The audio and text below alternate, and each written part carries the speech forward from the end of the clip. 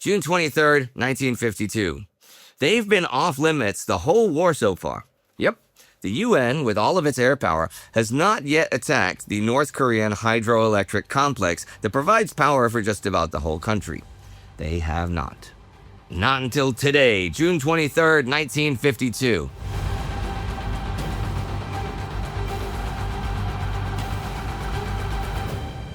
I'm Indy Neidell, and this is the Korean War. Last week, Bull Boatner finally managed to get Kojido POW camp under complete UN control, and in the field, there was bloody fighting for a hill the UN troops call Erie. All this week, there are communist attacks as large as battalion strength against the U.S. 45th Division positions on Hill Erie, Old Baldy, and Porkchop Hill. So they obviously want those positions back. But the division seems determined not to let that happen, and it does not happen this week. Now, elements of the 45th Division are in action elsewhere this week. Back on the 8th, UN Commander Mark Clark told 8th Army Commander Jim Van Fleet to put together an action plan to take a bunch of Chinese prisoners in the Chorwan region. The idea being to get information from them as to the identity of their forces and their roles. Last week, Van Fleet turned in two plans. One that involved a regiment from ROK, South Korean, 9th Division, and the other one, a reinforced battalion from 45th Division that also featured armor, artillery, and aerial support, and that's the one that got chosen. So yesterday, the 22nd, the 2nd Battalion from the 279th Infantry set out to take prisoners. Is this an easy or a difficult task? Well, the 8th Army official historian will have this to say. The raiding party had destroyed enemy positions, inflicted numerous casualties, and captured 3 prisoners. The prisoners, however, were not interrogated. 2 of them died of wounds inflicted by enemy troops as the prisoners were being brought to the MLR, and the 3rd was killed when he attempted to throw a grenade after being captured. In fact, the total prisoners taken by the whole 279th Regiment this whole month is 6. But this is not the result of any incompetence or anything, and it's something that has been going on just now post the Kojido POW debacle, which resulted in the UN cracking down in the POW camps and really taking control of them. The experience of the 279th Regiment was by no means isolated. In combat, the communist soldier could be killed or wounded, but seldom taken prisoner during this period. The fact that General Ruffner issued a letter to his troops in June providing for a special rest and recuperation leave in Japan to any soldier capturing an enemy prisoner amply demonstrated the problem. There are a great many men who have already been captured, however, and I still have more to say about them, or actually more about some of those guarding them, specifically the King's Shropshire Light Infantry under Donnie Bancroft, who have been in charge of Compound 66 security at Kojido for several weeks. By June 3rd, the Shropshires had taken over Compound 66 completely, finding out many disturbing things in the process. For weeks, the prisoners had been fashioning war clubs from balks of firewood studded with 10-inch nails and had been hoarding petrol for their firebombs. A blacksmith shop where spears, knives, machetes, wire cutters, and gas masks were being made. 3 days later, all civilians had been evacuated from the villages adjoining the outer wire, and the full measure of a year's neglect was apparent. There were tunnels linking them with the compounds, more dumps of weapons, and evidence of a well-developed black market. However, after the Battle of Compound 76 last week, there was no real trouble for the Shropshires moving the inhabitants of 66 to their new, more secure compounds. By this week on the 17th, the move is finished, but there's already something of an experiment going on in the new Enclosure 3, which has 4 compounds, each holding 500 men, and is run by the Shropshires and a company from the Royal Canadian Regiment. Bancroft is unsatisfied with the new orders for handling prisoners, though, and gets the word that he can do the job the way he prefers to do it. This involves good things for the POWs, but also duties for them. He explained to them the plan for the building of recreational facilities, accommodation, drainage, and an athletics field. Mail, hitherto issued only fitfully if at all, was handed out to his prisoners for the first time in months. They were told that henceforth they were expected to observe the same disciplinary standards as the Shropshires. This produced remarkable results, as the prisoners felt if they fell short of British Army standards, they would lose face. Within days, all British officers were being saluted when inside the compounds, and prisoners stood to attention when addressed even by a junior British NCO. A large audience turned out every day to watch and applaud the color ceremony, and every single prisoner stood to attention when Bancroft entered. Apparently, by just the end of this week, the Shropshires are moving freely and unarmed among the POWs. This is what led to the huge Kojido incident 6 weeks ago, where the POWs captured the camp commandant. But it is here premised on entirely different circumstances, so I can't really cynically judge it yet. We'll see. Something that a lot of people are judging, and that I've mentioned a few times over the spring, is the ongoing 8th Army ammunition shortage.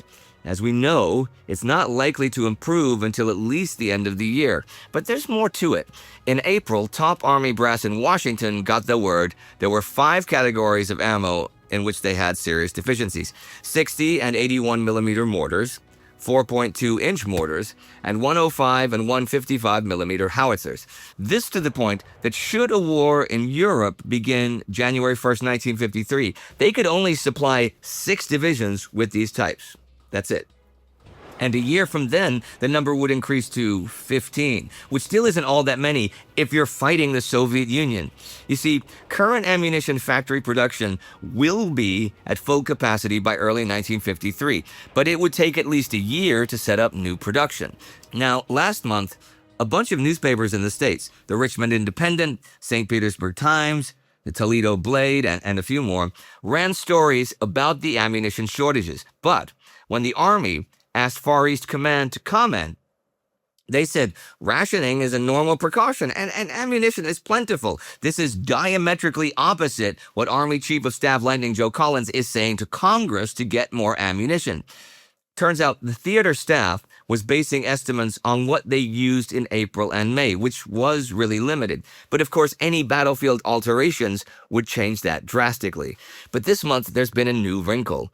Jim Van Fleet discovered a couple weeks ago when touring his Corps headquarters that in order to give U.S. First Corps enough 105 and 155 millimeter howitzer ammunition, other corps have had their deliveries really limited. By now, both Van Fleet and Mark Clark are specifically worried about the 155s. In June, communist artillery expenditure is twice what it was in May, so 8th Army has had to step up itself in defense. But 105s can't bust enemy bunkers, and they don't have enough range for effective counter-battery fire. You need 155s for that stuff. The authorized daily supply is 40 rounds per tube, but Clark has cut that to 15. The summer schedule has 140,000 more rounds coming into Korea, but 6 ROK 155 millimeter battalions are going to be activated, meaning Clark will have 486 guns to supply, not 378. And he estimates that by September 1st, stocks in the whole Far Eastern theater will be around just 2 months of supply as opposed to over 3 as they have been kept at.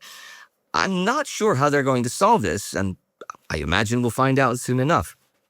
I have not talked about the war in the air for a number of weeks, and I shall do so now.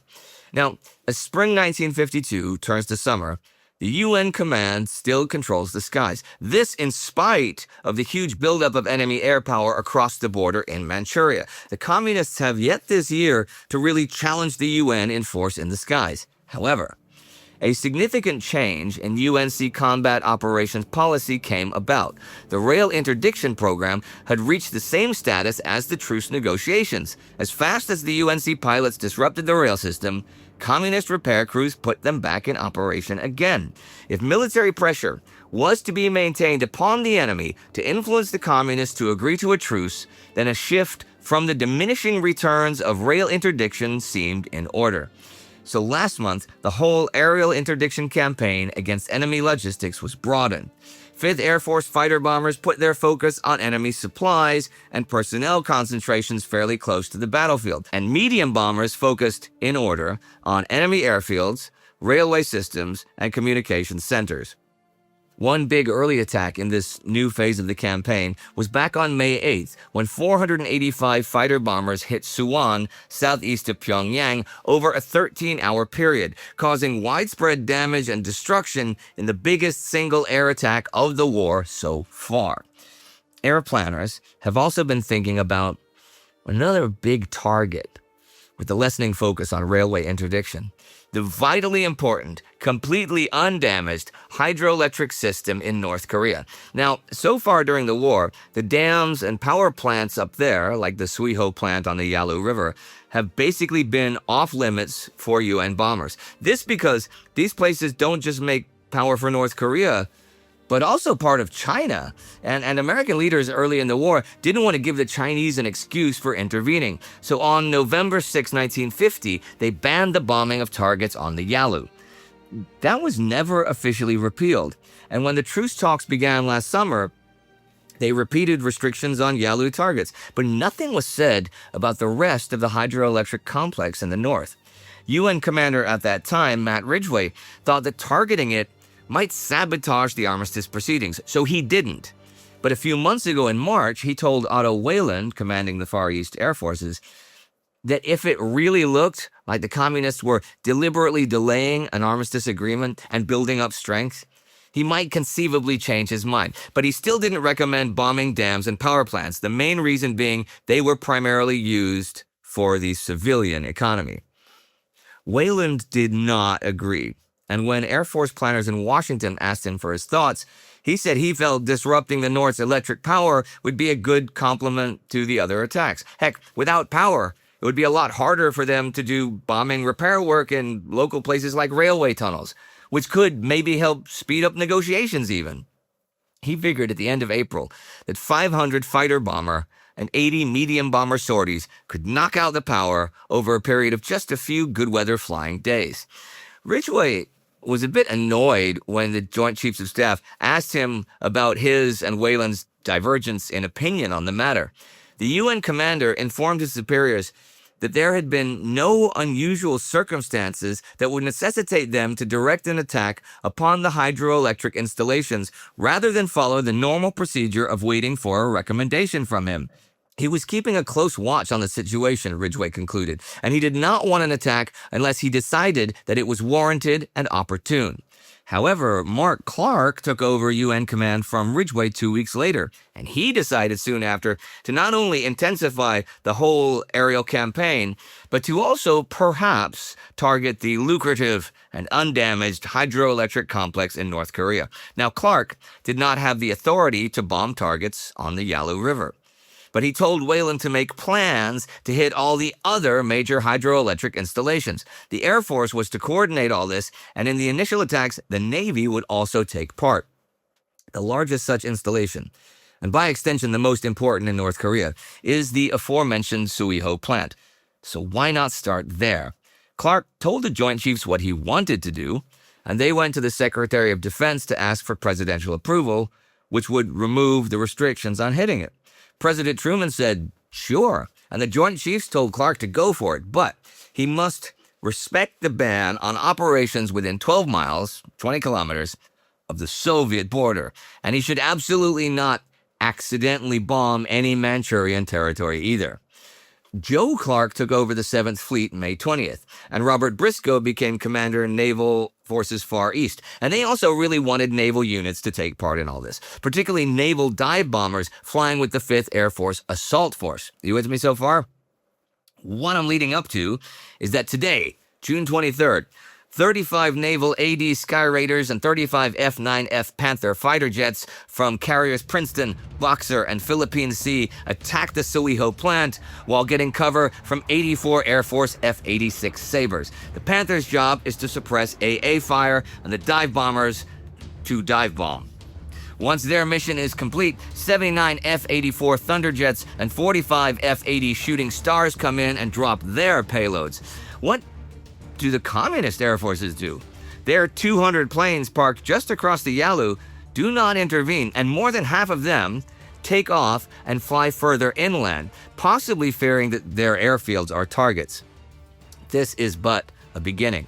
The plan is to continue such attacks the next few days, so I will pick this up next week. But they are doing a great deal of damage, and they will certainly knock out power for at least a decent chunk of North Korea, if not much more. And with that action in the sky, I will end this week. The Navy and Air Force is getting together to hit communist power plants. Communist soldiers refusing now to be taken prisoner. The deepening artillery ammo crisis, and the Shropshires trying things their way. What do you feel about them targeting the hydroelectric infrastructure that mainly supplies power to civilians, not the military? I am curious your opinions, and you can leave them in the comments. I will tell you next week what some of the reactions and opinions from around the world in 1952 are. They are varied, and they are varied even among allies. Some might say all is fair in war, and with that small comfort to the North Koreans who, well, they get it in the shorts once again. Maybe that's where modern war should aim, for not targeting civilians. I mean, it sounds nice in theory, but how would it ever work in practice? Could it? Should it? I don't know. This is just me asking what you think. And to find out what happens to the North Korean hydroelectric infrastructure in 1952, come back here next week and then every week for the rest of the war, for I shall continue covering it. It is thanks to the Time Ghost Army that I can do this. You too can join the army at timeghost.tv or patreon.com. John Wolfe. Good name. John Wolfe is the Army Member of the Week here. Do not forget to subscribe, and I will see you next time.